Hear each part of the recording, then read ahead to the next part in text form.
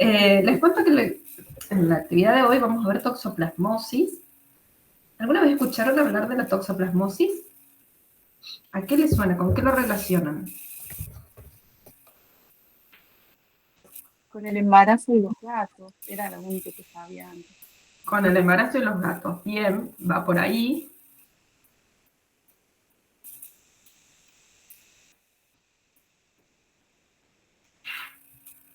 La toxoplasmosis está dentro de un grupo de patologías que se consideran TORCH. Las TORCH es el acrónimo de varias infecciones que de adquirirse durante la gestación pueden infectar al feto y provocar una infección congénita. Dentro de las TORCH tenemos la T de toxoplasmosis. ¿La U, profe, de qué era? La R es de rubiola. La verdad que no me acuerdo. La CH es de Chagas. Y es TORCH con ese final, la S es de sífilis. Y la U no me acuerdo de qué era. Bueno, pero dentro de estas podría ser de otros y en otros podría entrar citomegalovirus, podría entrar parvovirus, ¿bien? Que son infecciones que también provocan afección congénita, con la posibilidad de daño en el producto de la gestación. Todas estas tienen la característica, excepto Chagas, de que el problema es cuando se adquiere la primoinfección durante la gestación. Si yo me infecté antes, voy a tener anticuerpos en una cantidad suficiente para proteger al feto y no pasa nada. ¿Sí? Todas las otras patologías, el problema es cuando te infectas estando embarazada o unos días antes de la concepción, ¿sí? Donde todavía tenés viremia o parasitemia alta que puede atravesar la placenta o puede llegar o de otra. Bueno, no me acordaba bien, pero bueno, creo que era o de otra. No sirve igual. Chagas, ¿por qué digo que es una excepción? Porque en Chagas se puede infectar el producto de la gestación independientemente de si es un Chagas crónico o un Chagas agudo. Una mamá con Chagas agudo puede infectar al feto, pero una mamá que tiene un Chagas crónico, ¿sí? Puede durante la gestación hacer en algún momento una parasitemia e infectar al feto igualmente, aun cuando no tenga un Chagas agudo. Entonces, la embarazada con Chagas puede infectar a cualquiera de sus hijos. ¿Sí? En cambio, en toxoplasmosis, en rubiola o en alguna de las otras, el problema es con el producto de la gestación del embarazo en curso. Después no va a tener ningún problema y antes no tuvo ningún inconveniente. ¿Bien? ¿Se entiende esa diferencia? Porque a veces van a venir las mamás asustadas y van a decir, ay, mira, miré las serologías, miré los resultados y vi que tengo citomegalovirus y busqué y es terrible con el bebé, pero tenés anticuerpos, a tu bebé no le va a pasar nada, porque lo que tenés es una IgG, ¿sí? Es una infección crónica. O vienen muy contentas porque también se fijaron y vieron que no tienen toxoplasmosis. Y es ahí en realidad donde deberían preocuparse. ¿Sí? Pero vienen muy contentas porque no tienen, desconociendo que el riesgo en realidad es infectarse durante la gestación. Así que, sí. ¿Alguien iba a abrir el micrófono y iba a preguntar algo? No. Bien. Bueno, vamos entonces a ver de qué se trata esto,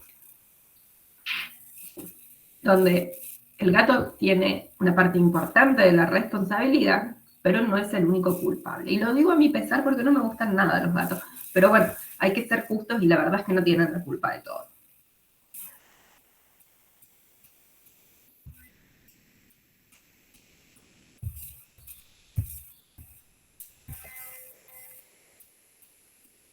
Vamos entonces a compartir pantalla. Ustedes me avisan si no se ve bien. Perfecto. Y se oye bien. Bueno, la clase pasada vimos dentro de los protozoarios a los mastigofodarios, es decir, aquellos que tenían flagelos como medio de locomoción.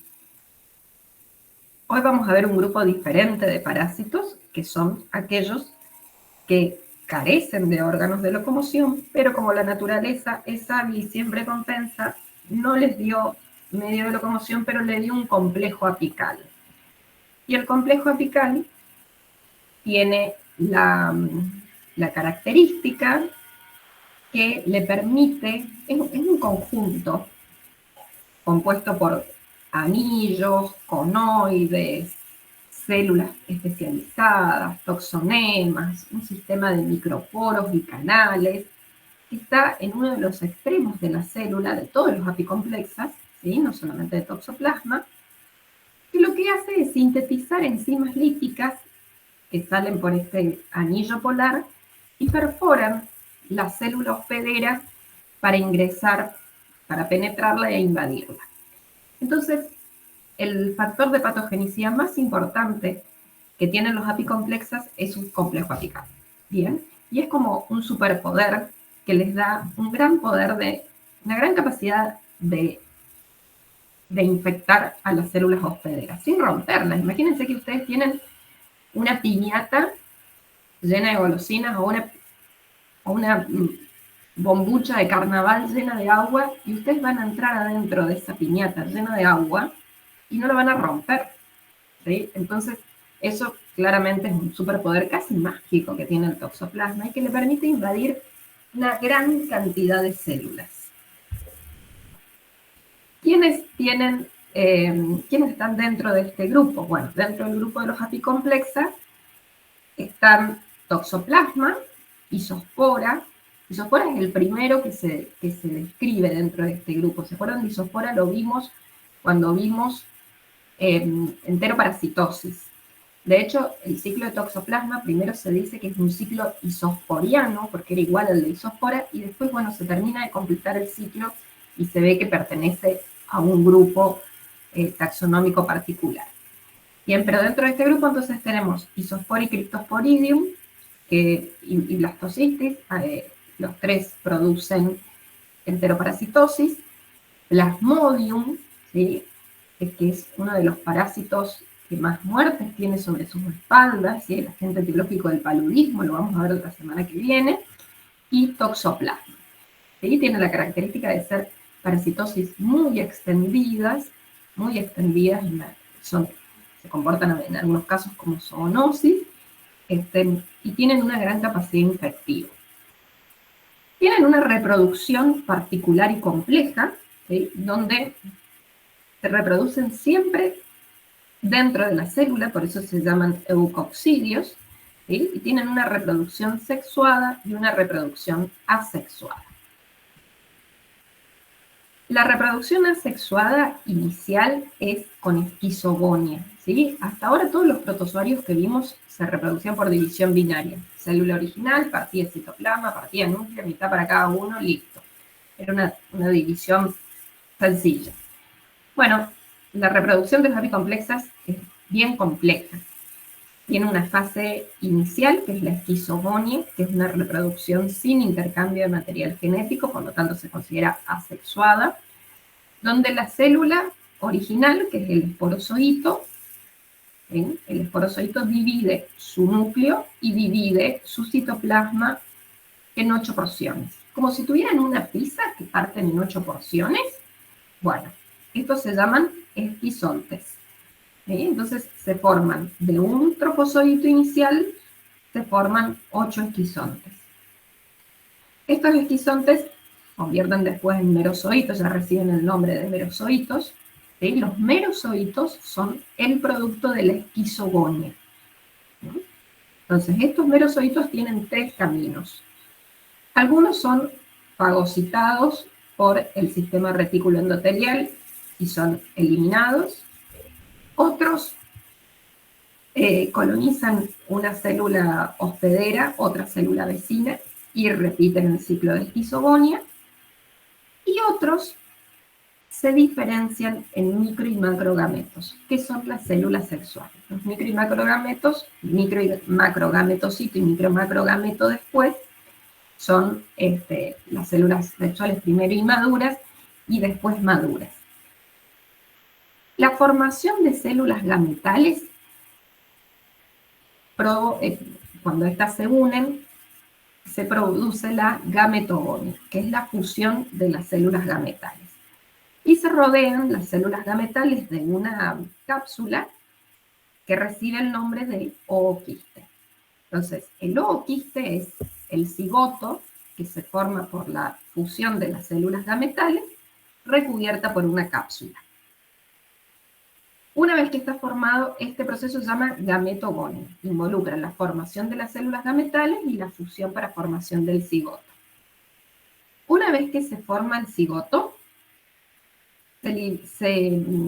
dentro de ese cigoto se fragmenta el material genético y el citoplasma del cigoto y se forman 2 o 4, depende de la especie, células hijas que se denominan esporozoitos, ¿sí? Que es lo que ustedes ven acá. Los esporozoitos están dentro del ooquiste, ¿sí? Y van a constituir un elemento infectante.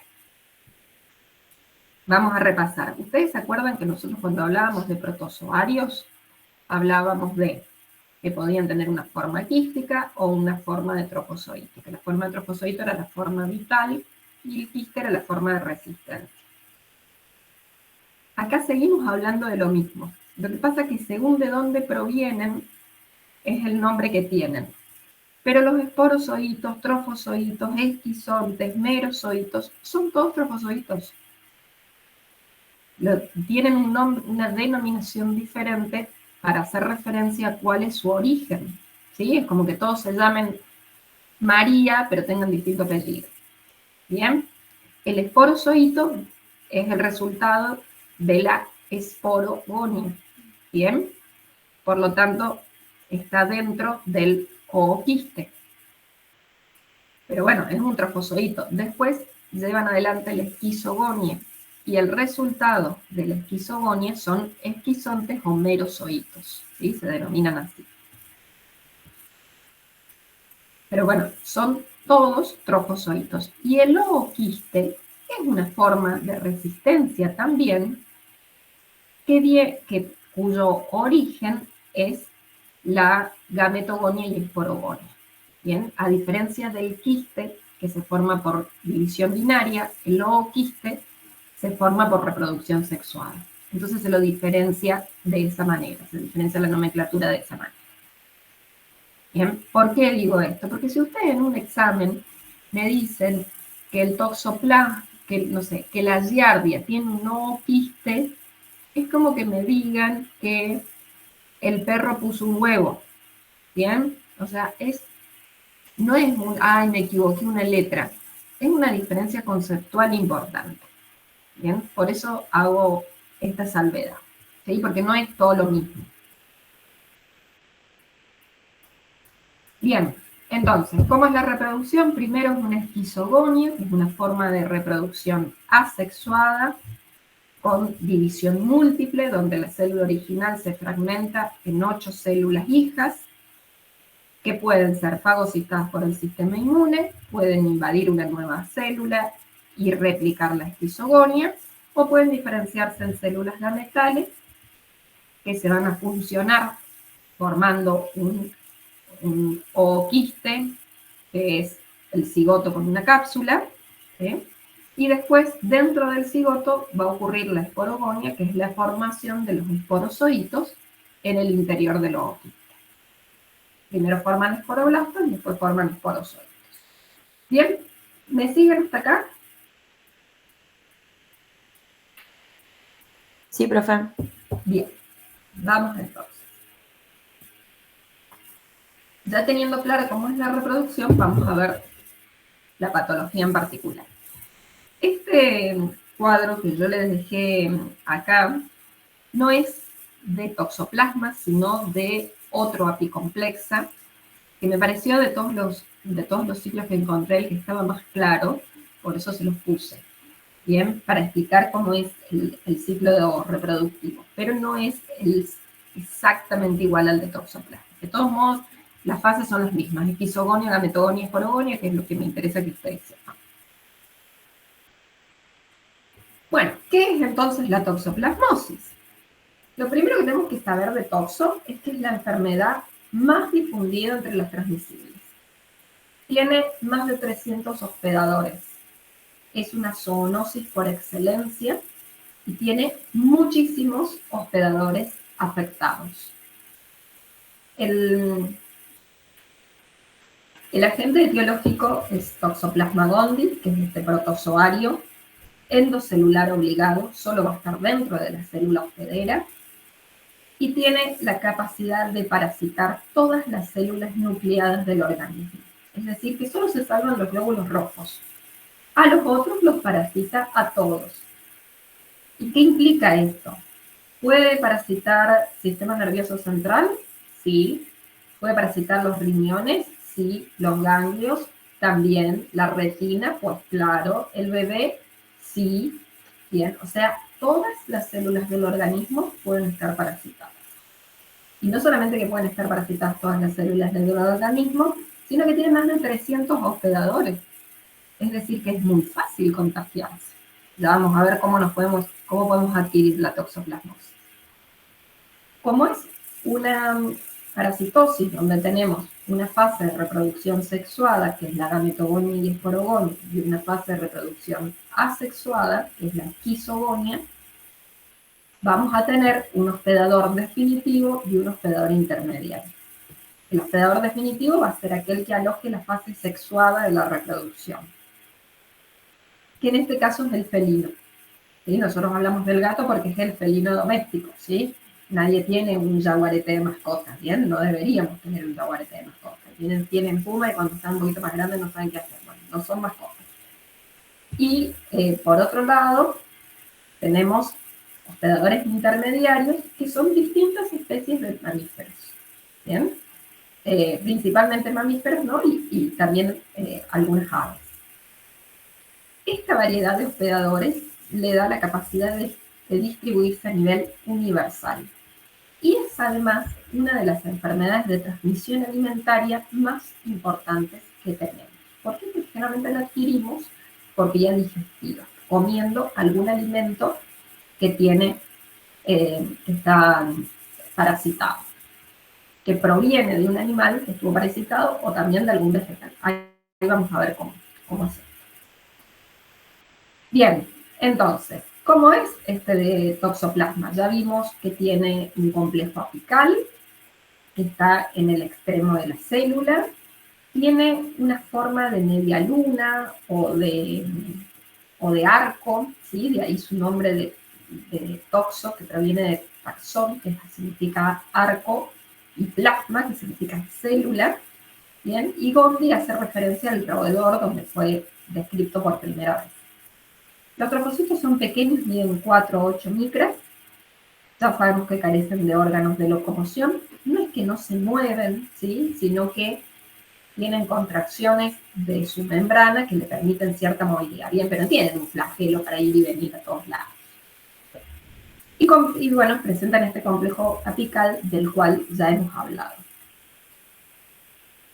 Tienen un ciclo biológico indirecto con el hospedador definitivo, que es el felino, y el hospedador intermediario representado principalmente por mamíferos y aves. Vamos a ver un poquitito cómo es este ciclo y después para entender qué es lo que sucede. El hospedador definitivo es el gato, y es el felino. Pero decimos además que el felino es un hospedador completo. Ya vamos a explicar en detalle por qué, pero en el aparato digestivo del felino se lleva adelante la reproducción sexuada. Pero en el músculo del felino se pueden llevar a cabo esquizogonia o endogenia.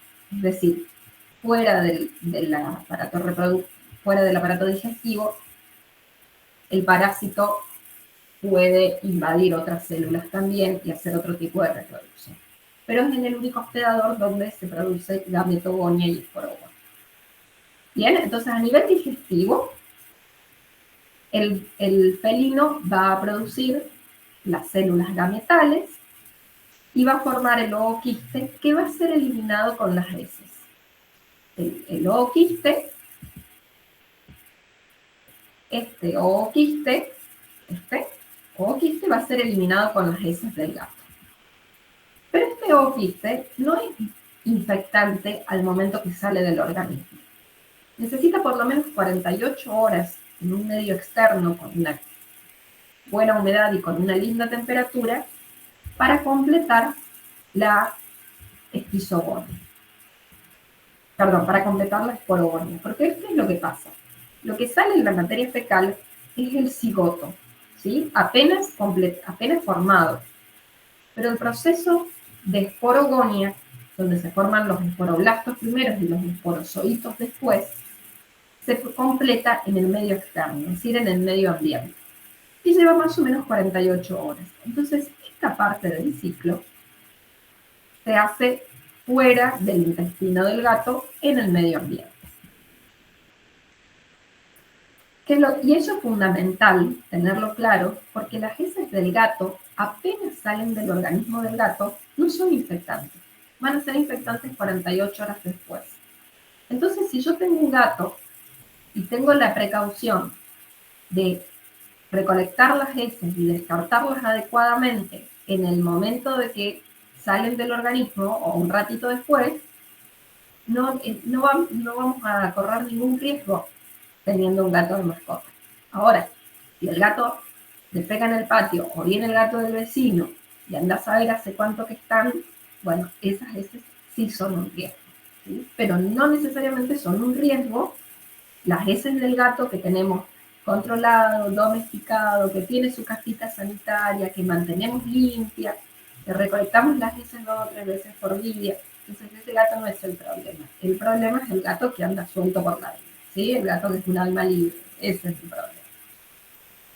Bien, entonces, estos ooquistes maduran y contaminan el suelo, contaminan la tierra, contaminan el agua, ¿bien? Y pueden ser ingeridos a través, por fecalismo, ¿sí? A través del consumo de vegetales que están contaminados con materia fecal de gato, vegetales o frutas, o agua que está contaminada con la materia fecal del gato, o pueden ser adquiridos por hospedadores intermediarios, ¿sí? Que son herbívoros o omnívoros, como las vacas, los pollos, los cerdos, ¿bien? Y si yo consumo la carne de estos animales cruda o mal cocida, voy a adquirir también la toxoplasmosis de esa manera. ¿Y cómo se infecta el gato? Y bueno, el gato puede cazar un ratón o puede cazar un pájaro, y a su vez están infectados también por toxoplasmosis y de esa manera adquiere nuevamente la infección. Bien, entonces en general el gato adquiere la infección a través de la caza de animales silvestres, ¿sí? Que lo hace naturalmente, ¿sí? Porque está dentro de su forma de ser. Generalmente los gatos que están castrados tienen disminuido el instinto de caza. Entonces, una medida de precaución es tener los gatos castrados, además de que usen piedritas sanitarias, tener los gatos castrados y alimentados con carne cocida o con alimento comercial, alimento balanceado. Bien, de manera de disminuir un poquitito la necesidad y el instinto de caza y por ende disminuir las posibilidades de que ese gato se infecte. ¿Sí? No es el mismo riesgo el tener un gato de esos que andan por los techos a la noche, que claramente cazan, que defecan en cualquier patio, que tener un gato de los que yo digo gato de sofá, que son esos gatos castrados que están todo el día mirando por la ventana, que no cazan ni una mosca. Bueno, esos gatos a mí no me caen bien, ¿no? Pero no constituyen un riesgo. ¿Bien? ¿Me siguen hasta acá? Sí, profe. Bueno, ¿cómo más se puede contagiar una persona? Bueno, se puede contagiar por trasplantes de órganos, por transfusión de sangre o por transmisión transplacentaria de la gestante al producto de la gestación. Ahí vamos a ir juntando todos estos datos. ¿sí? Ya lo vamos a volver a ver.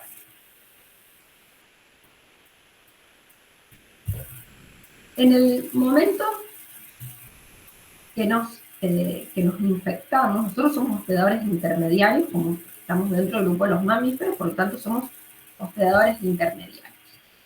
Nosotros podemos adquirir, nos podemos infectar por el consumo de un quiste que esté en la carne de los animales y que consumamos la carne cruda o mal cocida, por ejemplo, porque nos comimos un salamín, porque nos comimos un bife que está a punto, porque nos comimos un sándwich de jamón crudo, o podemos adquirir frutas o verduras o tomar agua que está contaminada con materia fecal del gato que tiene los zooquistes. Recuerden que si está implicada la materia fecal del gato, tenemos ooquistes.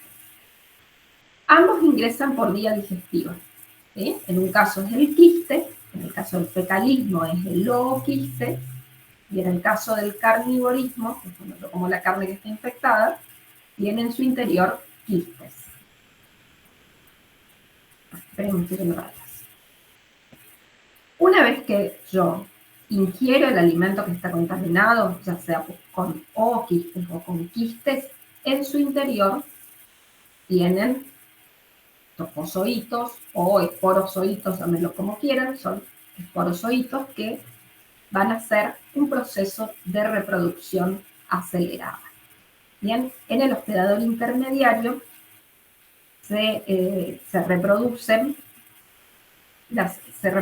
por endogenia, ¿sí? Las células se reproducen por endogenia. Una célula original hace como si fuera un brotecito y separa la célula hija de la célula original. Este es un tipo de reproducción asexual. Es decir, el toxoplasma puede ser todos los tipos de reproducción que nosotros estudiamos en esta materia. Bien, en el hospedador intermediario se reproduce por endogenia, que es una forma de reproducción asexual.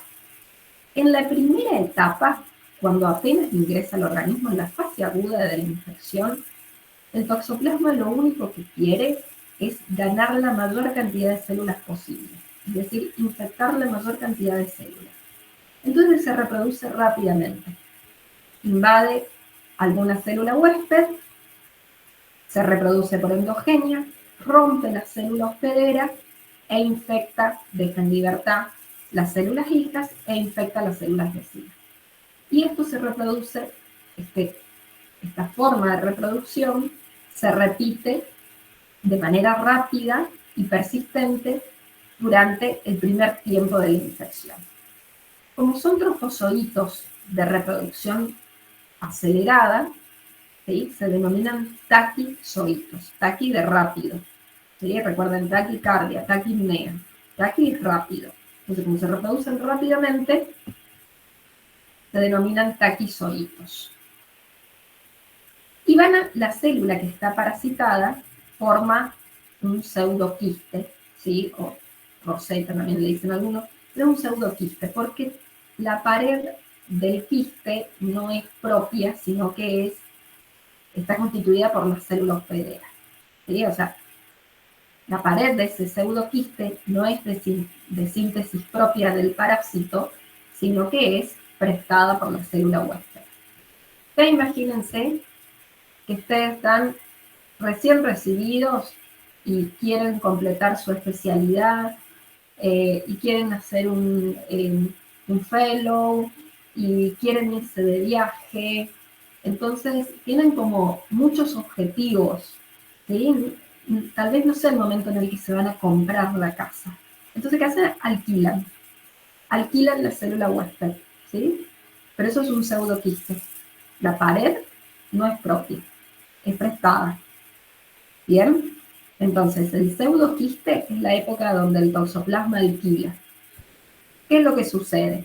Como toda parasitosis, tiene que llegar a un acuerdo con el hospedador, porque si se sigue reproduciendo sin remedio, va a terminar matando al huésped, y eso no le conviene. Ustedes saben que los parásitos más exitosos en la evolución son los que han podido llegar a un acuerdo, ¿sí? En general eso es un secreto para la vida, ¿no? Los que son más exitosos son los que pueden hacer acuerdos, ¿sí? Al margen, ¿no? moraleja. Bien, ¿qué aprendimos de Toso? Que los más exitosos son los que logran hacer acuerdos. Bueno, ¿cómo hace el parásito para persistir? Se esconde y se queda quieto. Entonces invade una célula huésped, generalmente en un lugar donde el sistema inmune llegue con más dificultad, como puede ser la retina, o puede ser el sistema nervioso central, o la célula muscular, lugares donde el sistema inmune no es tan activo, hace una pared propia, ¿sí? Porque acá ya tiene tiempo, entonces construye, acá sí se compra su propia casa y levanta sus propias paredes, y dentro de esa célula, dentro de esa estructura, que sí se denomina quiste, porque tiene una pared que es propia del parásito, se reproduce de manera lenta, ¿sí? Tiene una reproducción atenuada, no tiene la velocidad de reproducción que tenía en la fase aguda, sino que tiene una reproducción atenuada. Por lo tanto, los trofozoitos se denominan bradizoitos o cistozoitos, ¿bien? Porque tienen una reproducción lenta. Esta estructura, que se llama quiste o colonia terminal, y que va a estar, la podemos encontrar en el sistema nervioso central, en la coroides, en la retina, en los ganglios, en los músculos, es propia de la fase crónica. Y es la forma de persistencia que tiene el parásito en el hospedador. La multiplicación es también por endogenia, mediante esta forma de reproducción, este proceso de rotación interna, pero realmente es atenuada.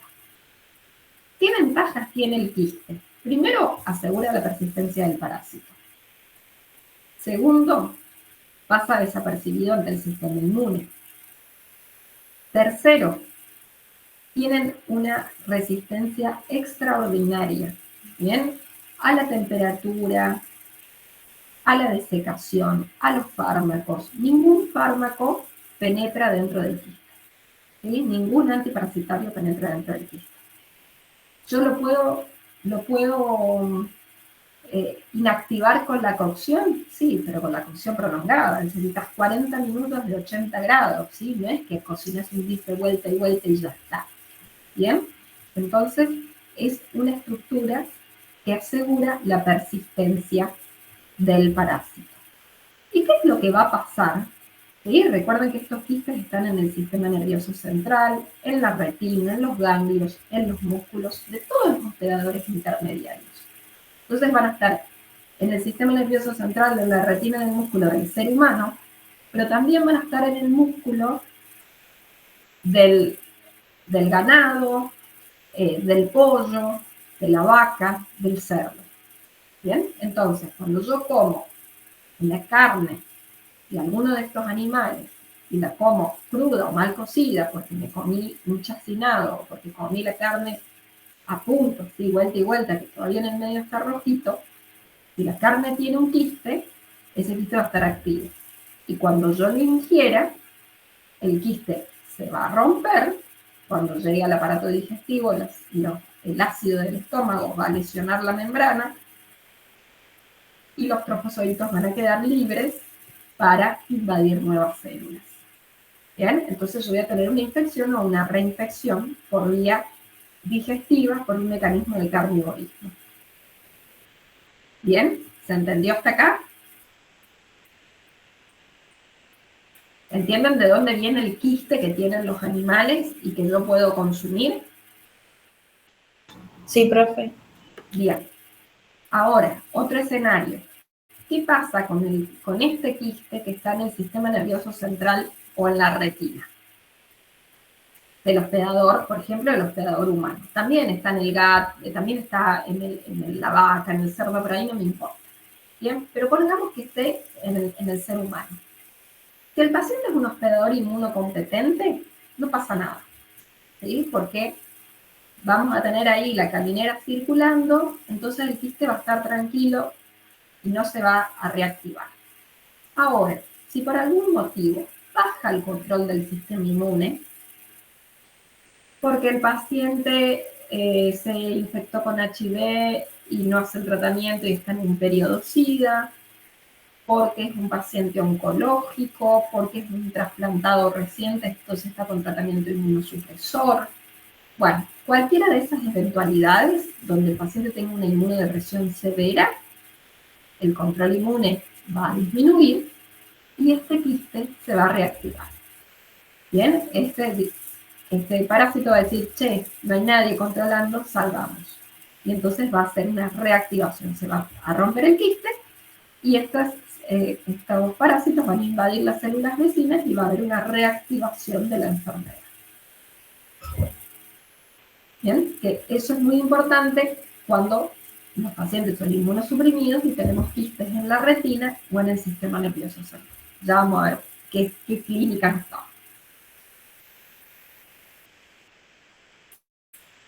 ¿Y qué es lo que pasa en el gato? Bueno, en el gato, que son los hospedadores definitivos, se van a producir dos ciclos de manera simultánea. Por un lado vamos a tener un ciclo entérico en el intestino del gato y por otro lado vamos a tener un ciclo extraintestinal. En el ciclo entérico, en la mucosa intestinal del gato, se va a producir primero la esquizogonia, con la formación de los esquizontes o merozoitos, que era esta primera fase de reproducción asexuada múltiple, donde la célula se dividía en 8 porciones, ¿sí? Como si fuera una pizza. Se iban a formar los gametos se iban a fusionar, formando el cigoto, que como tiene una membrana propia, se denomina ooquistes. Este ooquiste inmaduro va a salir al medio externo, y 48 horas después va a formar por esporogonia los esporozoitos. Primero va a formar 2 esporoblastos que después darán origen a 4 esporozoitos. Bien, mediante esporogonia. ¿Cuánto puede durar un ooquiste en el medio externo? Recuerden que estas son las formas de persistencia que tienen los parásitos. Puede durar hasta 1 año y medio, puede durar. Bien, llovió, hizo calor, regamos el patio, cortamos el pasto, tiramos veneno para las hormigas, no le hizo nada. El ooquiste sigue viable. Bien, es decir, que si yo un día me pongo a hacer jardinería, mientras que hago jardinería estoy tomando mate y me como un pancito con dulce, sin lavarme las manos en el intermedio, probablemente pueda adquirir un ooquiste. Bien, desde el suelo. Bien, o tengo una pequeña huerta en casa, ¿sí? O compro verdura, que no es de, digamos que es de productores regionales, y bueno, tenían un gato, para no tener ratas tenían un gato, y el gato contaminó el suelo. Bien, y como yo me compré una verdura de hoja verde, ¿sí? Por ejemplo, una lechuga. ¿Hay algo más feo que lavar lechuga repollada, por ejemplo? ¿Cómo ustedes lavan la verdura? Ustedes lavan la verdura, ¿no? Lavan bien la verdura. O comen las bandejitas esas de ensalada que vienen preparadas, así que ya supuestamente vienen lavadas y cortadas. No, la lavas y le puedes poner unas gotitas de vinagre en el agua. Bien, ¿y qué función tiene el vinagre? Sería como, no sé bien si es antiséptico, pero como que reduce la carga de algún microorganismo que pueda tener, ¿o no? Y lo que hace el vinagre es ablandar las membranas del ooquiste y favorece que después lo podamos sacar por arrastre. ¿Sí? Pero no inactiva el ooquiste. Lo que facilita es que después, si ponemos la hoja de lechuga debajo del chorro de agua, ese ooquiste se pueda desprender. Pero no lo inactiva. Recuerden que el ooquiste es la forma de resistencia que tiene el parásito. No le hace nada, no lo inactiva el cloro, imagínense que menos lo va a inactivar el vinagre. ¿Sí? No lo inactiva el cloro, chicos, o sea, la lavandina, el hipoclorito de sodio, a la dosis máxima que no es tóxica para el ser humano, no inactiva el quiste. ¿Bien? O sea, yo eso que le puse 2 gotitas de lavandina, nos sirve para algunas bacterias y para virus, pero para los parásitos no nos sirve en absoluto. ¿sí? Porque luego quistes no se inactiva con eso. ¿Bien? Y esto es importante porque es muy fácil consumir un nuevo quiste. ¿Ustedes saben cuál es la incidencia, la prevalencia de toxoplasmosis en la población general? O sea, de 100 personas, ¿cuántas van a tener serología positiva para toxoplasma? ¿Cuánto se les ocurre?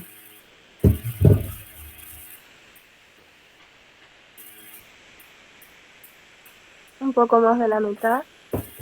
Aproximadamente la mitad, ¿sí? Aproximadamente el 50%, en algunas poblaciones más, en otras menos, pero aproximadamente el 50% de la población tiene serología positiva para toxoplasma.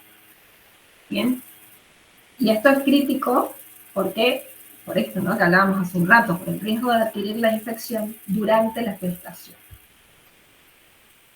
Bien, entonces, estábamos hablando del gato, que en la fase que te podía completar 2 ciclos de manera simultánea, que podía hacer un ciclo tisular entérico, donde hacía primero la esquizogonia, después la gametogonia, y la esporogonia se completaba en el medio externo 48 horas después de que salieran los quistes del organismo.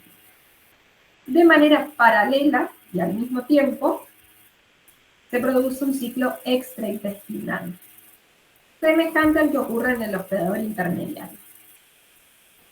Algunos merozoitos atraviesan la mucosa intestinal, ganan la circulación general y se diseminan en el organismo del gato por vía linfohemática.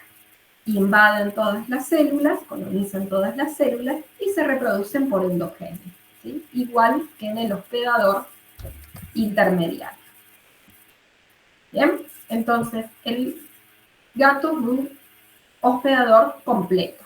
Hace una infección intestinal, donde se reproduce el parásito por esquizogonia y gametogonia, y hace una reproducción y hace una infección extraintestinal, donde el parásito se reproduce por endogenia, que es una forma de reproducción asexuada.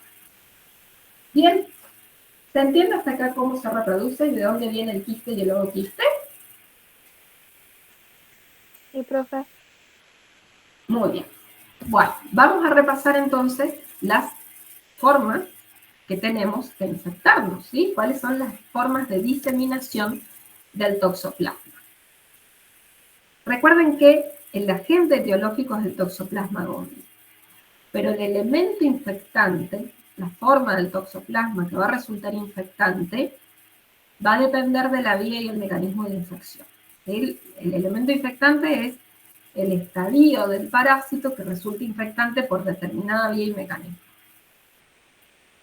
Entonces, por vía digestiva, nosotros podemos adquirir la toxoplasmosis por fecalismo, cuando comemos vegetales crudos, sobre todo los vegetales de hoja o los vegetales que están en contacto con la tierra, ¿sí? Porque, por ejemplo, si comemos una zanahoria, la zanahoria generalmente viene con un poquito de tierra residual y muchas veces la comemos cruda. Entonces, si no la lavamos muy bien, no la pelamos, no la volvemos a lavar, podemos comer alguna partícula de polvo que tenga un ovoquiste. Bien, distinto es si ustedes me dicen, mira, comí, qué sé yo, a ver otra vez, comí un tomate, y el tomate crece en un arbusto, digamos, no crece a ras del suelo. No es un arbusto, las tomateras son como una enredadera, bien, pero no crecen a ras del suelo.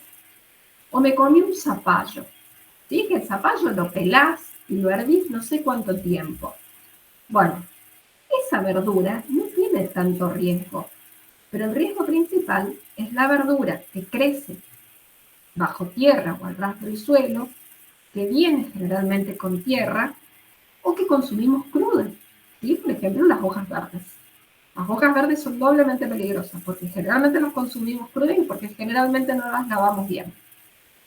Entonces, podemos adquirir por vía digestiva, por un mecanismo de fecalismo, podemos adquirir quistes mediante el consumo de verduras o frutas crudas mal lavadas, por actividades de jardinería o por contacto con las heces del gato, ¿sí? Por ejemplo, que quedaron 2 o 3 días las heces del gato en el patio de la casa o en las piedritas sanitarias porque nadie los juntó, y bueno, entonces cuando yo fui a juntarlas, estaban esporuladas, ¿sí? Ya ese ooquiste estaba maduro. Habían pasado más de 48 horas y el ooquiste estaba maduro. Podemos adquirir también por vía digestiva, por un mecanismo de carnivorismo, podemos adquirir quistes de toxoplasma que estén en el músculo de distintos animales que consumimos habitualmente, como cerdo, pollo, vaca, ¿sí? O cualquiera de estos otros animales. Y además sirven de fuente de infección para animales carnívoros que están un poquito por encima en la pirámide alimentaria. Bien, entonces, por carne cruda o mal cocida, podemos adquirir quistes mediante un mecanismo de carnivorismo. ¿Y qué es lo que pasa con la mamá embarazada? Si la mamá adquiere la toxoplasmosis durante la gestación o un ratito antes de la concepción, ¿sí? Unas 4 o 6 semanas antes de la concepción, en el momento del embarazo, el parásito todavía va a estar en una fase de reproducción rápida. Entonces va a tener taquizoitos que van a buscar ganar la circulación general. Y estos taquizoitos pueden atravesar la placenta o pueden llegar al producto de la gestación por vía linfohemática. Pero esto es posible solamente durante la fase aguda de la reproducción del parásito. Es decir, que si la prima infección ocurre durante la gestación o unos días previos a la concepción, los taquizoitos, los trofozoitos de reproducción rápida, que son propios de la fase aguda, pueden infectar el producto de la gestación. ¿Bien? ¿Estamos de acuerdo? Esa es la vía transplacentaria por un mecanismo de contigüidad y el elemento infectante en este caso es el trofozoito. Hay formas menos frecuentes de transmisión, por ejemplo, por trasplantes de órganos, donde yo pueda trasplantar, por ejemplo, un hígado que tiene quistes o un riñón que tiene quistes, o puedo, mediante transfusión sanguínea, recuerden que el glóbulo rojo no está infectado, pero los otros elementos formes de la sangre sí pueden estar parasitados. Bien, entonces, en ese caso, por transfusión sanguínea, por accidente de laboratorio, se puede, también constituyen formas de infección. Son menos frecuentes, pero son posibles. Muy bien, ¿estamos hasta acá? ¿Se entiende cómo es la diseminación y cómo se infecta al ser humano?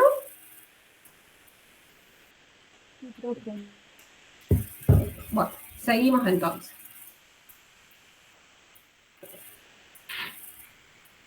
Esperen que me tomo un mate porque si no me quedo sin aire. Esto sí es el ciclo biológico que ocurre en el toxoplasma. Es una diapositiva que está en inglés porque realmente fue la más clara que encontré, pero creo de todos modos que van a poder entenderlo. Vamos a decirlo rápidamente porque ya lo hemos conversado. El quiste, ¿sí?, ingresa al... este es el hospedador definitivo, ¿sí?, es el felino. El quiste, porque ¿cómo se infecta el gato? Y el gato generalmente se infecta porque caza un ratón o caza una paloma, que están parasitados, y ahí ingiere el quiste. O también puede infectarse a partir de los ooquistes de la materia fecal de un gato vecino, porque vieron que los gatos tienen el hábito de lamerse entre ellos o a sí mismos, y entonces, bueno, pueden adquirir ooquistes, por ejemplo, los cachorros pueden adquirir ooquistes de la madre, ¿bien? Porque quedan en el pelaje o quedan en el hocico. Bien, entonces, que nosotros también podemos adquirir ooquistes de ese modo, ¿sí? Si tenemos un gato que que viene y nos lame o que lo acariciamos y después seguimos tomando mate, bueno, ahí podemos también adquirir ooquistes que queden pegados al pelaje del gato. Entonces, nosotros aquí, el gato, el felino, adquiere el quiste o el ooquiste, libera los trofozoitos que infectan el aparato intestinal, el tejido, las células del epitelio intestinal, se produce primero la esquizogonia, se forman las células gametales, los micro y macrogametos, se fusionan para formar un cigoto, huevo, o también denominado ooquiste. Este ooquiste inmaduro sale al medio externo y en el medio externo se completa la esporogonia. ¿Qué constituye la esporogonia? Bueno, dentro de este ooquiste se forman primero 2 esporoblastos y después 4 esporozoitos. Este ooquiste maduro, 48 horas después de su salida al medio externo, este ooquiste maduro puede ser infectante de nuevo para un gato o puede ser infectante para un hospedador intermediario, ¿sí? Como los mamíferos o las aves. Una vez que ingresan los esporozoitos, estos esporozoitos se transforman mediante endogenia, primero hacen una fase de reproducción rápida, donde pueden invadir todas las células del organismo, cerebro, corazón, pulmones, ojos, músculos, placenta, y después hacen una fase de reproducción atenuada, donde forman los quistes con una pared propia, que contienen miles de bradizoitos, que son endozoitos de reproducción atenuada. Generalmente estos quedan en músculo, en ganglio, en sistema nervioso central, en retina, y pueden servir, no en el caso del ser humano, pero en el caso de los otros mamíferos o aves que constituyen hospedadores intermediarios, estos quistes van a constituirse como elementos infectantes para un felino o para otro hospedador intermediario que los puede ingerir. ¿Bien? ¿Cuál es el riesgo en el ser humano? Que estos quistes que quedaron en el sistema nervioso central o retina, si el hospedador tiene una afectación de su sistema inmunitario, se puedan reactivar con diferentes manifestaciones clínicas.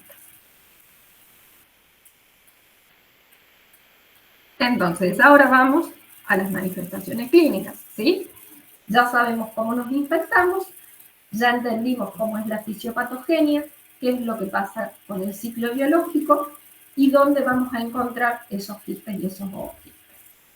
Entonces, ¿qué es lo que pasa en la clínica? Tenemos una forma aguda, una forma latente y una forma crónica o recidivante. La forma de infección aguda es en el momento de la primoinfección, ¿sí? Cuando el parásito se reproduce rápidamente y forma taquizoitos. El 70% de las veces es asintomático, ¿sí? El paciente no va a enterarse que se infectó. ¿Sí? El 70% de las veces la infección no da ninguna manifestación clínica. Y en el 30% de las veces da manifestaciones de gravedad variable. Puede dar un síndrome febril, puede dar un compromiso ganglionar, puede hacer formas generalizadas, puede hacer formas oculares o puede hacer formas diseminadas graves, sobre todo en pacientes inmunodeprimidos, ¿sí? Donde no le podemos poner un freno a la infección. La fase de latencia es asintomática. Es la fase donde se logra un equilibrio entre el hospedador y el parásito. El paciente no va a tener ningún síntoma clínico y la única evidencia de infección va a ser la persistencia de inmunoglobulina G positiva. Bien, recuerden que como ya está en una fase tardía de la infección, la IgM va a ser negativa y la IgG va a ser positiva. La IgM de toxo puede persistir positiva, la IgM de toxo puede persistir positiva hasta un año después de la infección, ¿sí? Pero después decae. O sea, si yo encuentro una IgM positiva, quiere decir que el paciente se infectó en algún momento de los últimos 12 meses. Y en el caso de las formas crónicas o recidivantes se van a producir a partir de una reactivación de quistes alojados en el sistema nervioso central y retina y se dan particularmente y principalmente en pacientes inmunodeprimidos severos. Vamos a ver un poquitito en detalle cada uno de estos escenarios. La forma, ¿por qué hablamos de forma postnatal? La forma postnatal es la toxoplasmosis que adquirimos después del nacimiento. Y decimos postnatal para diferenciarla de la prenatal que vamos a ver a continuación. Entonces, la forma postnatal aguda, este escenario, dijimos que el 70% es asintomático. Vamos a ver qué le puede pasar al 30% que hace síntomas. Puede hacer una forma ganglionar, ¿sí? Que es la forma más común en el paciente adulto joven y adolescente, donde tiene ganglios móviles, indoloros, con un tamaño variable. O sea, todo paciente que consulta por fiebre y adenopatías merece una serología para todos.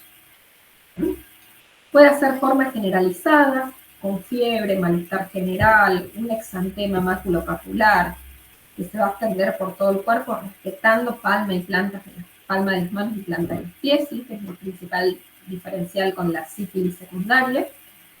Bien. Puede hacer una corioretinitis aguda, recuerden que el ojo también se infecta durante la fase aguda de la enfermedad, y puede hacer una retinitis aguda, generalmente unilateral. Y las formas, dice, esto es el paciente que tiene una forma aguda sintomática, así con compromiso ganglionar, generalizado, ocular o diseminado grave en el caso de los pacientes inmunodeprimidos. ¿Cuáles son las formas diseminadas graves? Cuando hay una manifestación clínica en el momento de la infección aguda, con compromiso meningoencefálico, es decir, del sistema nervioso central, de retina, de corazón o de pulmón. Entonces el paciente hace una miocarditis, hace una neumonía. ¿Bien? Generalmente lo más frecuente es la meningoencefalitis o la corioretinitis. Lo más frecuente dentro de lo raro. Digamos, dentro de los que hacen formas diseminadas graves, es más frecuente la meningoencefalitis que la neumonía. Eso es lo que quiero decir. ¿Cómo hacemos diagnóstico serológico? Bueno, el paciente va a tener...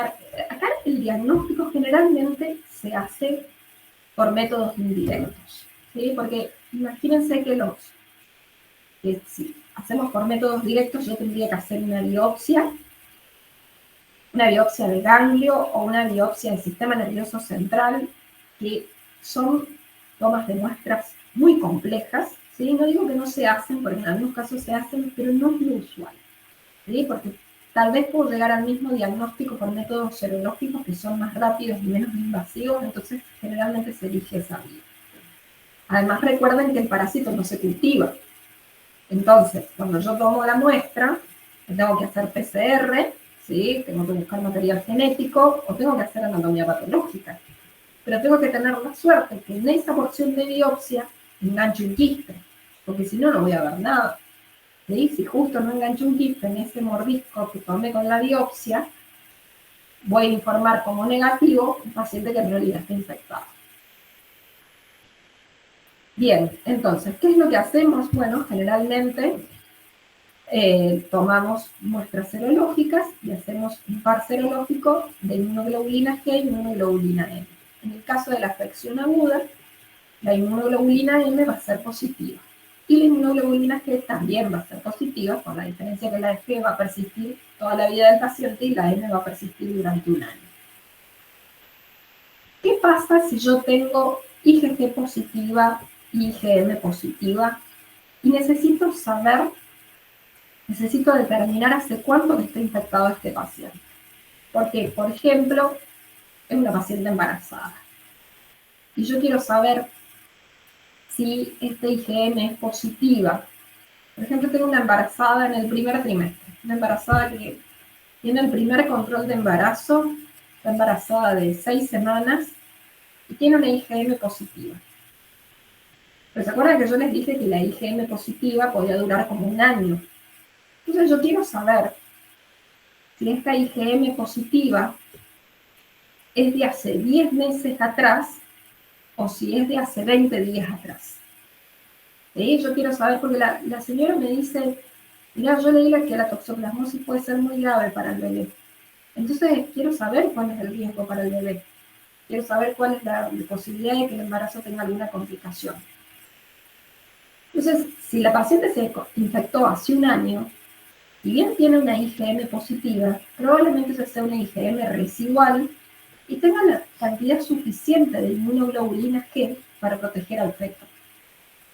Pero si la paciente se infectó 20 días antes de la concepción, el parásito va a estar en pleno crecimiento y desarrollo y probablemente infecta al bebé.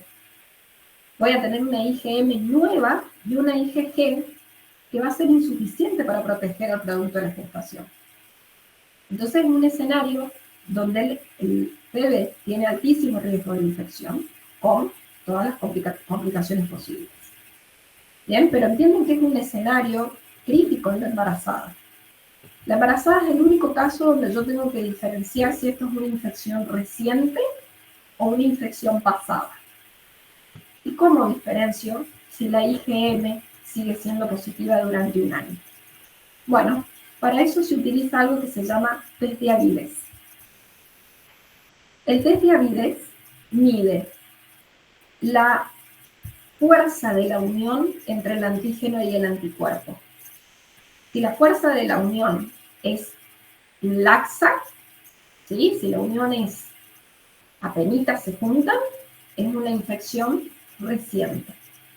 El antígeno y el anticuerpo recién se están conociendo, entonces no se pegotean mucho. ¿Sí? Entonces un test de una unión laxa que me da como resultado un test de avidez bajo, es decir, bajo cuando mide menos de 20, el test de avidez es menor a 20.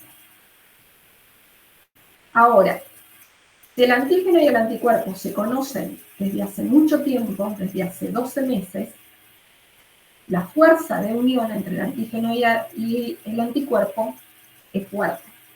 ¿Sí? La fuerza de unión es mayor a 30. Entonces el test de avidez va a ser alto o me lo van a informar como mayor a 30. ¿Sí? Porque muestra una gran fuerza de unión entre el antígeno y el anticuerpo. Y eso habla de una infección que tiene más de 4 meses de evolución. ¿Bien? ¿Me siguen hasta acá? Sí, profe. Bien. ¿Este paciente requiere tratamiento?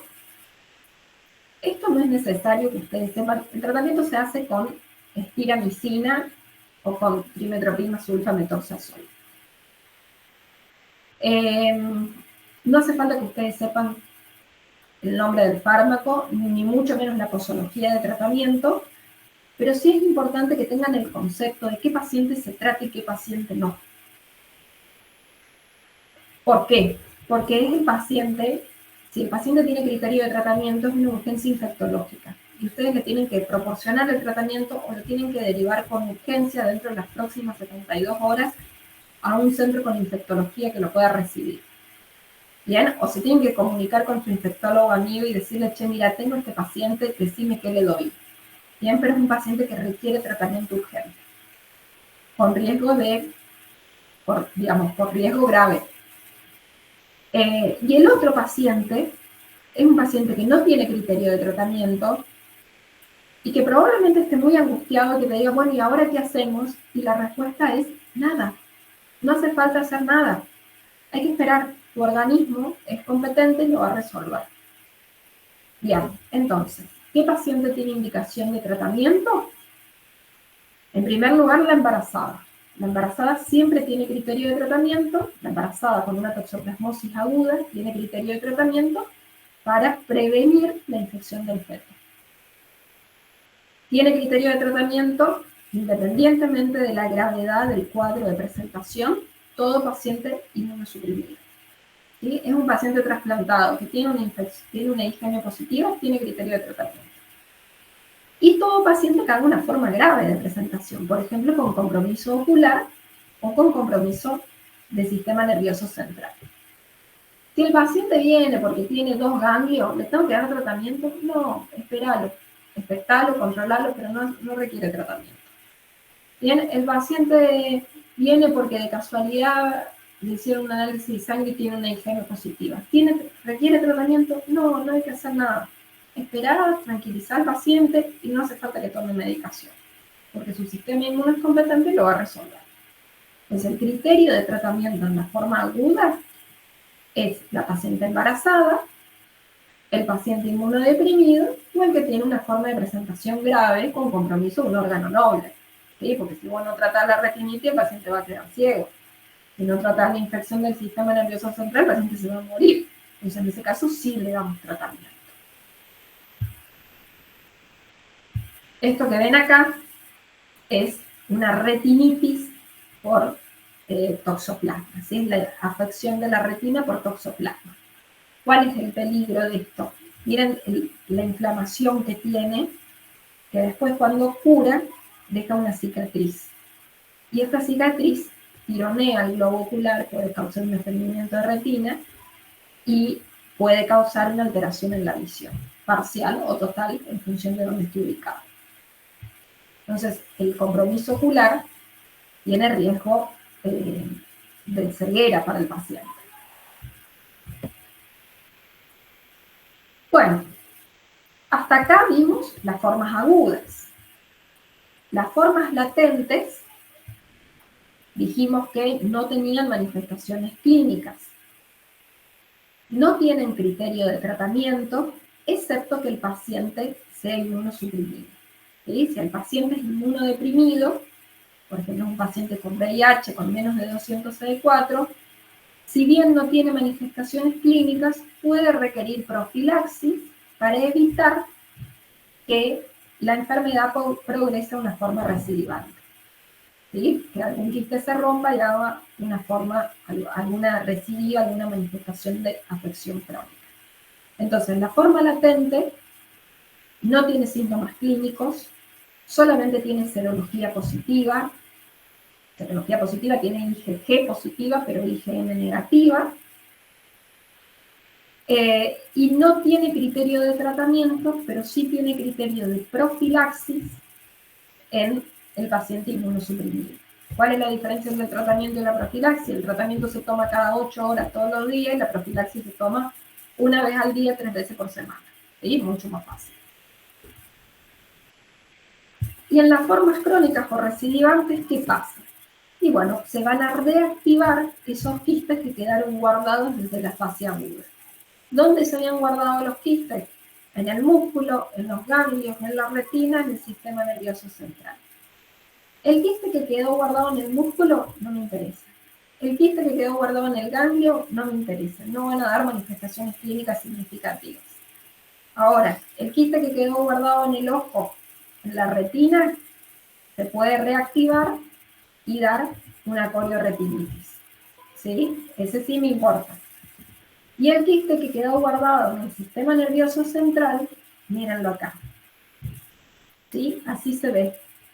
Se ve como una lesión en anillo con edema perilesional. Esto que ustedes ven gris, alrededor de un gris más oscuro, esto es edema. Entonces vamos a tener una lesión, esto que se ve como si fuera un anillo, ahí, acá este tiene múltiples quistes. Se informan como lesión en anillo, con edema perilesional. Estos son los quistes que quedaron guardados en el sistema nervioso central, que si se reactivan en el paciente inmunosuprimido, pueden dar manifestaciones neurológicas. ¿Qué pueden dar? Bueno, imagínense que ustedes acá tienen una lesión que ocupa espacio, más el edema perilesional, es la causa más frecuente de lesión ocupante de espacio en el paciente inmunosuprimido. ¿Qué clínica va a dar esto? Y bueno, depende de dónde esté el quiste. Y según dónde esté el quiste, le puede dar un déficit motor, un déficit sensitivo, un déficit cognitivo. ¿Sí? A lo mejor el paciente tiene una afasia de expresión y yo le hablo y el paciente me entiende, pero no me puede contestar. O tiene una afasia de comprensión. Yo le pregunto, hola, buen día, ¿cómo es tu nombre? Y me contesta, hoy el sol. ¿Sí? No me entendió nada. Bien, es una fase de comprensión. Puede tener una paresia, como si hubiera tenido un accidente cerebrovascular, un derrame, ¿sí? Entonces no mueve el brazo, o no mueve el brazo y la pierna, porque no tiene fuerza, o tiene una disminución en la fuerza, o una alteración de la sensibilidad. Todo eso es producto de una lesión ocupante de espacio, y según el lugar donde esté el quiste, va a ser el daño neurológico que provoca, la manifestación neurológica que provoca. Estos pacientes, todos estos pacientes, tienen criterio de tratamiento, ¿sí? Porque hay compromiso de un órgano noble, como el sistema nervioso central o la retina. Entonces, ¿tienen criterio de tratamiento? Sí. ¿Cómo hago diagnóstico? Bueno, voy a tener una IgG positiva con una IgM negativa, porque esto es una reactivación, no una infección aguda, y voy a tener un test de avidez alto. En estos pacientes se puede hacer PCR, se puede hacer biopsia en cerebro. ¿Cómo es el proceso? El cerebro se puede biopsiar, retina no. Retina generalmente no se biopsia. Los oftalmólogos con experiencia miran la lesión y te dicen parece una toxoplasmosis. Y a nivel del sistema nervioso central, lo que se hace inicialmente es un método de imagen. Hacemos una tomografía o una resonancia, y como estas lesiones son muy sugestivas de toxoplasmosis, en un paciente inmunodeprimido, con una clínica con una clínica neurológica o con una clínica de compromiso ocular, con manifestaciones clínicas de meningoencefalitis o de corioretinitis, que tienen una serología positiva y un método de imagen que muestra lesiones compatibles, lesiones en anillos, en estos pacientes se inicia el tratamiento empírico, porque recuerden que la toxoplasmosis es la causa más frecuente de lesión ocupante de espacio en el glúteo suprimido. Entonces, por una cuestión epidemiológica y clínica, se hace un diagnóstico clínico y epidemiológico, y se inicia tratamiento sin diagnóstico confirmatorio, sin diagnóstico de certeza. En general, lo que se hace es el tratamiento empírico. Si 15 días después del paciente sigue igual y no hay mejoría, sí, en ese caso se hace una biopsia guiada por estereotaxia, o sea, se hace una biopsia mirando dónde está la lesión y se guía por método de imagen de dónde tomo la muestra. Tomo una muestra de esta lesión y a eso sí se le hace PCR.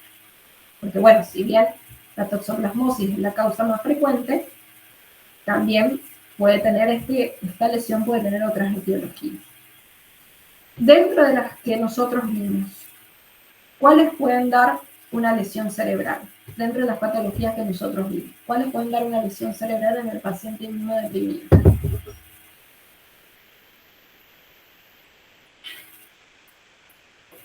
Una causa puede ser un linfoma de cerebro, una patología oncológica. No la vimos, no la vamos a ver en esta materia. Pero dentro de las causas infectológicas, ¿cuáles pueden dar? ¿Qué microorganismos pueden dar una lesión similar? Que son menos frecuentes, pero lo pueden hacer.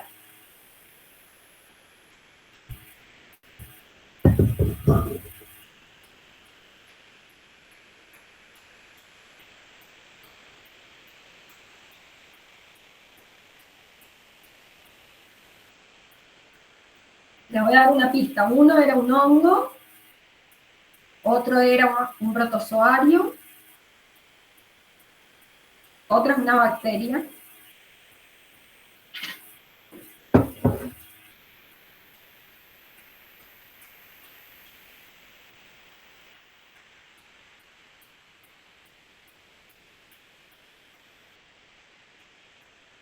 Bueno, ahora voy a contestar yo a esta pregunta. Cuando yo haga esta pregunta en un examen final, me lo tienen que contestar ustedes. ¿Bien? Porque tiene que ver con integrar el conocimiento, ¿sí? Y no aprenderme de memoria una patología en particular, sino tener una mirada sindrómica sobre qué agentes pueden causar qué cuadros clínicos. porque el paciente no va a venir con una toxoplasmosis, va a venir con una lesión ocupante de espacio en el medio del cerebro. Y ustedes van a tener que determinar el origen. La lesión ocupante de espacio más frecuente en el paciente inmunosuprimido es la toxoplasmosis, el toxoplasma. Le siguen en frecuencia dentro de la patología infectológica. Siempre puede ser un tumor. Dentro de la patología infectológica, primer puesto, toxoplasma. Segundo lugar está empatado. En nuestro medio, acá en Sudamérica, está empatado el segundo puesto entre Cryptococcus, Trypanosoma cruzi y Mycobacterium tuberculosis. Y después, más abajo en la lista, está Nocardia, en una bacteria de crecimiento lento, que tiene un comportamiento similar al Mycobacterium, que nosotros no la estudiamos, que no es una bacteria que cause problemas tan frecuentemente, ¿sí? Nosotros no la estudiamos, pero puede también causar afecciones neurológicas en el paciente inmunosuprimido. Entonces, en primer lugar, toxo, y segundo puesto, empatado. Criptococo, que era el hongo de las excepciones, ese que era una levadura capsulada que podía dar un cuadro de meningoencefalitis, pero también podía dar un criptococoma, bien, que es el diagnóstico diferencial con toxo.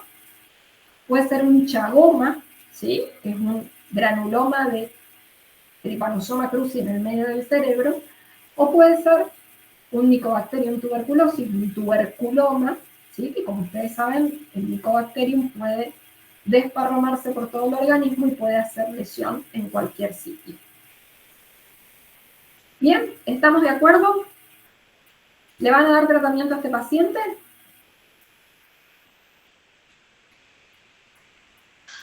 Sí. A este paciente le tenemos que dar tratamiento porque si no el paciente se va a morir. Bien, así que más vale que le demos tratamiento. Y por supuesto que es una urgencia.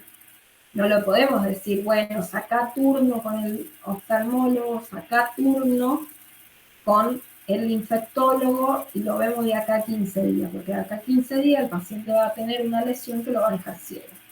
Entonces este paciente tiene criterios de tratamiento rápido, tratamiento por vía sistémica, es decir, por vía endovenosa, y tratamiento con corticoides concomitantes para disminuir el edema perilesionar y limitar el área de lesión.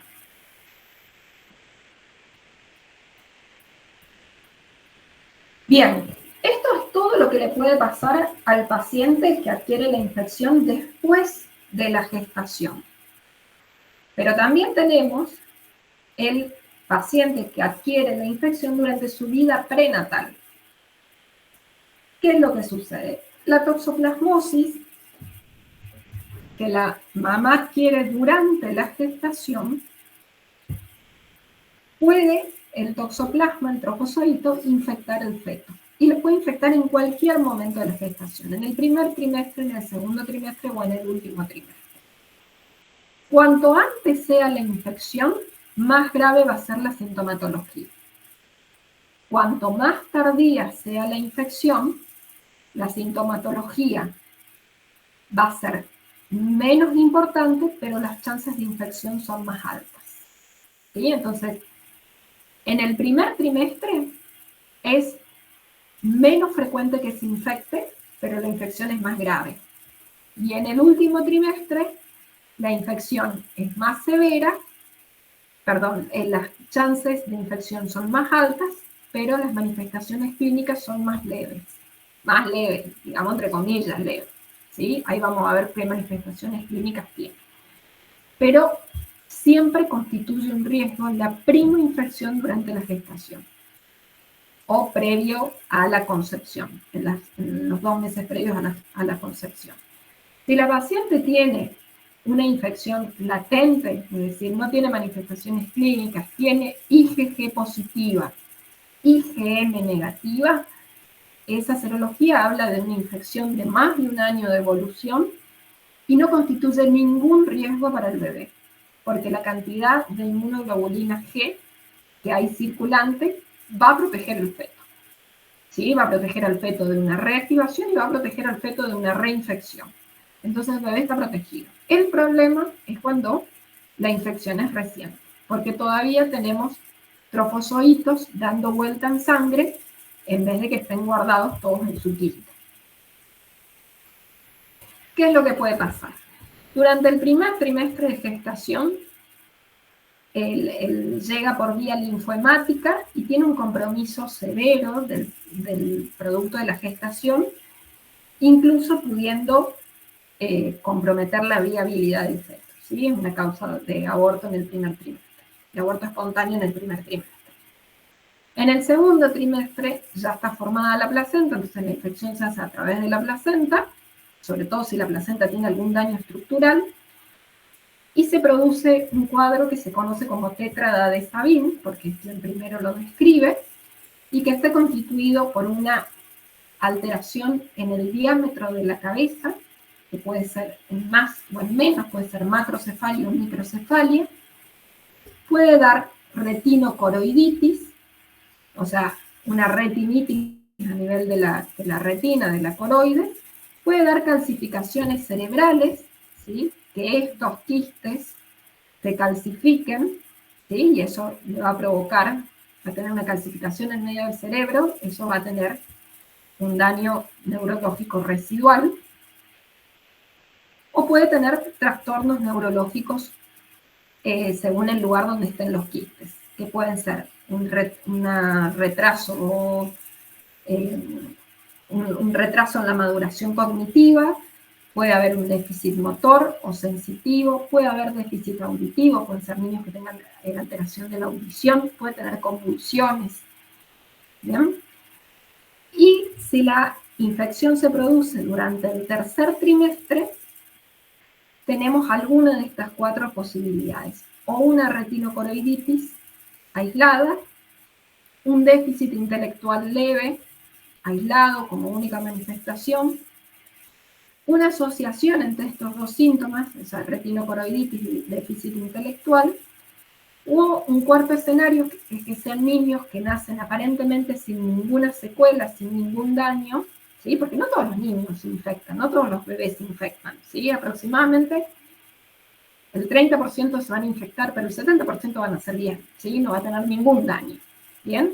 Esto pasa siempre, digamos, no todos los que nos infectamos hacemos síntomas, y eso pasa en todas las enfermedades, en todos los escenarios, ¿sí? Las manifestaciones clínicas son la punta del iceberg, pero toda esa gran masa de hielo que está sumergido son los pacientes que se infectan pero no hacen síntomas. Esto también le puede pasar al bebé.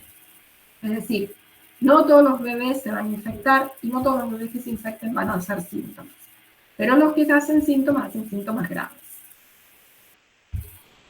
Y el cuarto escenario acá son niños que nacen aparentemente sanos, pero que tienen quistes residuales en la retina que se reactivan durante la adolescencia. ¿Sí? Generalmente en la adolescencia, donde los cambios hormonales influyen en la respuesta inmunológica y bueno, pueden reactivarse entonces en ese momento de la vida. ¿Cómo yo voy a estudiar a un recién nacido? Si yo sé que la mamá tuvo una toxoplasmosis aguda durante la gestación, más allá de que haya recibido tratamiento, el recién nacido lo vamos a estudiar con métodos de imagen a nivel cerebral y a nivel de retina, es decir, le voy a hacer un fondo de ojo, le voy a hacer una ecografía cerebral a ver si tiene quistes en el sistema nervioso central, le voy a hacer una punción lumbar y voy a hacer una PCR del líquido cefalorraquídeo, y si tiene signos de infección, le voy a dar tratamiento a ese recién nacido para tratar de limitar lo más posible las manifestaciones clínicas.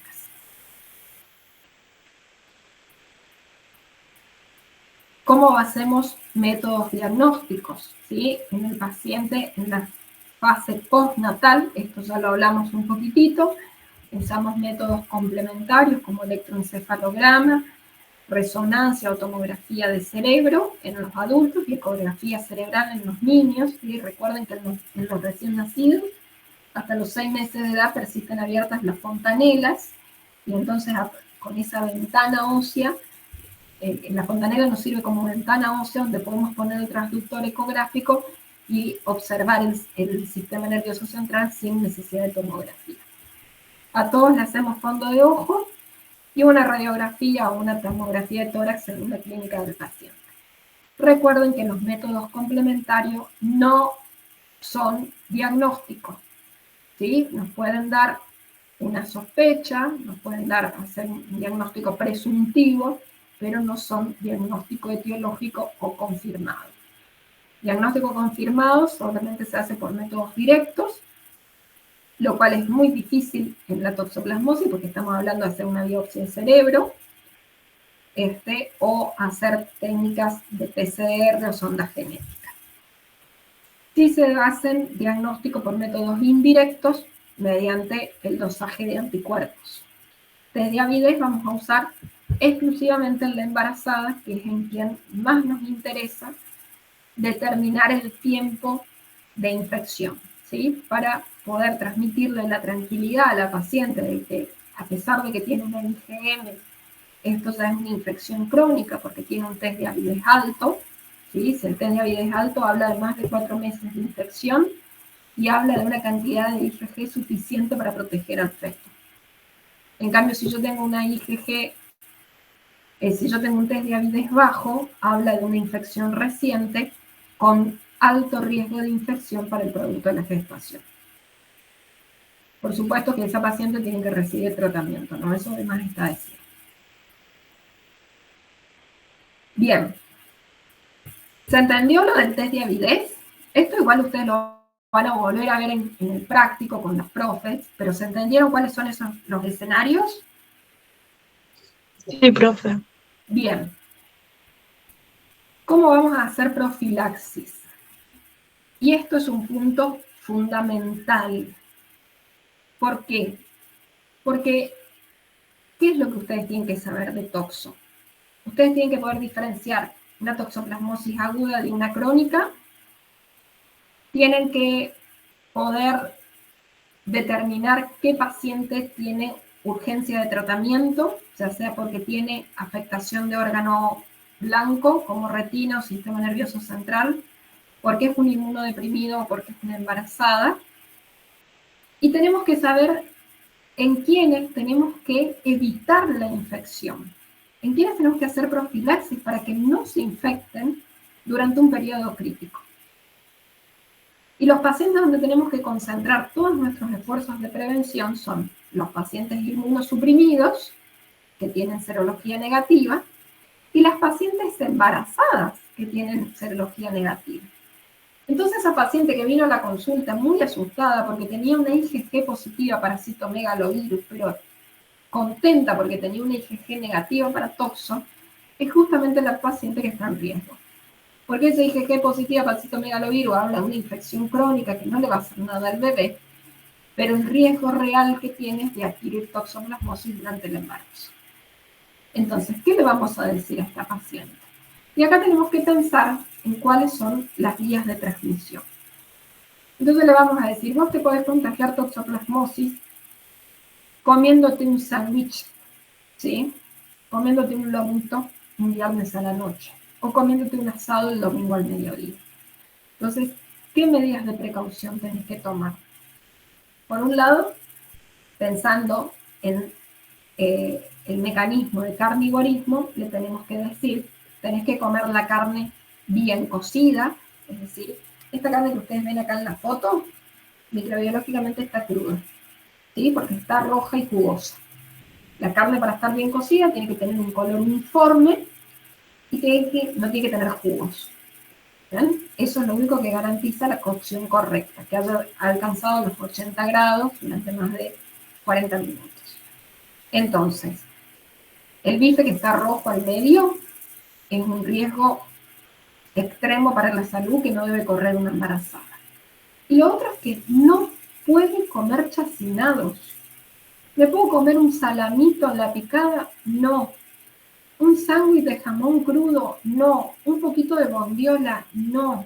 No puede comer carnes crudas o mal cocidas. Bueno, le va a decir a la paciente, no puede comer carne cruda o mal cocida, porque todos creemos que comemos bien la carne. Y la mitad de la población no sabe que el salame es carne cruda. Entonces nosotros le tenemos que dar la indicación claramente y con letra clara. No coma carne que está roja y jugosa. No coma salame, bondiola, jamón crudo. Bien, la indicación es no coma. Y con lo otro que tenemos que tener precaución es con la contaminación cruzada. Y esto, chicos, esto lo dice hasta Paulina Cocina, nos habla de la contaminación cruzada.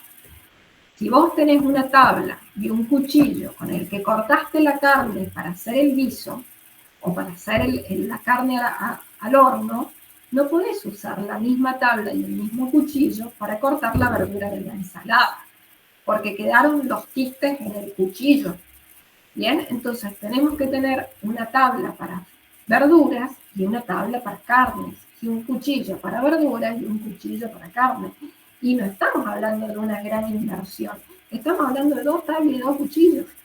Bien, creo que probablemente lo podamos hacer. El otro día entré a la carnicería, acá en el barrio, y tenían estas bandejitas de verdura para ensalada, ni siquiera la de verdura para sopa que vos ponés a cocinar. La verdura para ensalada, esa que vos después ponés directamente en la ensaladera y le echás, la condimentás y te la comés, la tenían en el mismo exhibidor donde tenían la carne. Bueno, eso, si va a bromatología a la carnicería, la cierra.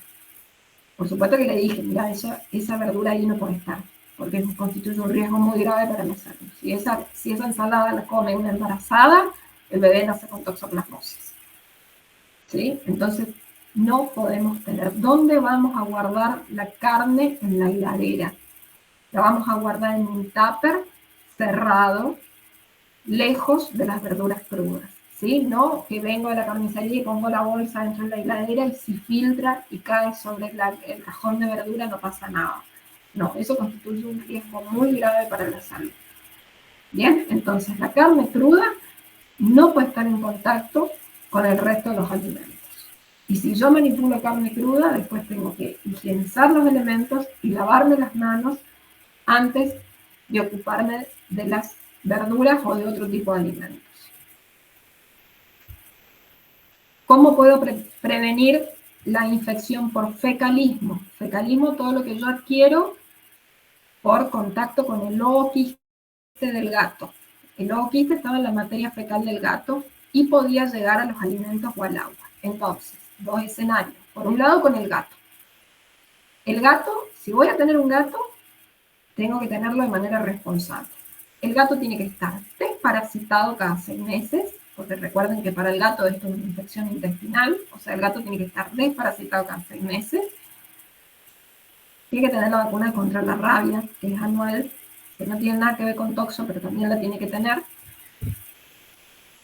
Tiene que estar castrado, ¿sí? Para limitar su instinto de caza, y tiene que aprender a usar las piedritas sanitarias. Porque si la materia fecal cae en las piedritas sanitarias lo que hacen es deshidratar la materia fecal y como bajan el nivel de humedad, ese ooquiste no madura. Lo mismo es que si la materia fecal está en un patio de baldosa, por ejemplo, ahí no hay riesgo de que el ooquiste madure. Pero si cae en tierra, ¿sí? Ahí sí va a madurar y va a contaminar el suelo.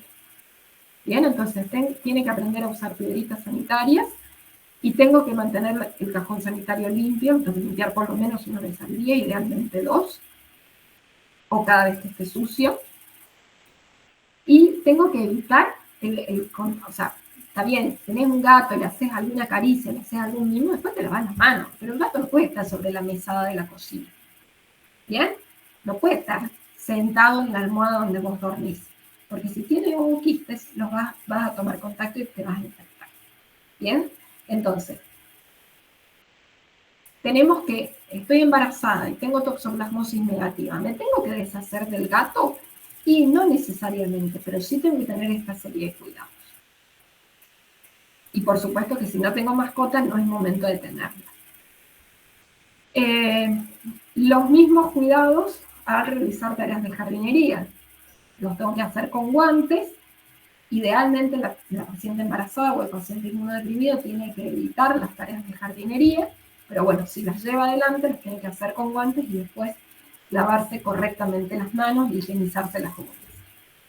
Y lo otro que tenemos que hacer es evitar la ingesta de quistes mediante un correcto lavado de frutas y verduras. Correcto lavado bajo chorros de agua.